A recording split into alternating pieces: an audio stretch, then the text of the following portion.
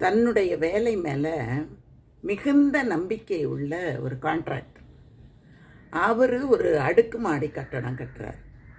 அப்போது அந்த கட்டடத்தை கட்ட சொல்கிறவர் இருக்கார்ல, அவர் என்ன சொல்கிறாரு, கட்டடத்தை பார்க்குறாரு. பார்க்கும்போது மேலே 2வது மாடி கட்டினதில் அவ்வளவு பலம் இல்லை அப்படின்னு அவர் உணர்றாரு.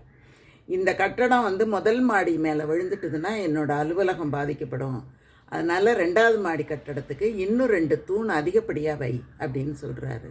உடனே அவரும் அதிகப்படியாக வச்சிடுறாரு. அதுக்கப்புறம் கொஞ்சம் காலம் போயிடுது.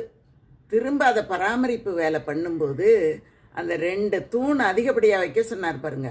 அந்த தூண் அந்த மேல் கூரையை தொடவே இல்லையாம், சும்மா போலியாக அமைச்சிருந்தாராம். எப்படி பாருங்க, தன்னுடைய திறமை மேலே அவருக்கு நம்பிக்கை இருக்குது. ஆனாலும் அடுத்தவங்க சொல்கிறாங்களே, அவங்க திருப்திக்காக நம்ம செய்வோம் அப்படின்னு தன்னுடைய வேலையையும் அவர் காம்ப்ரமைஸ் பண்ணிக்கலை, சிறப்பாக பண்ணார்.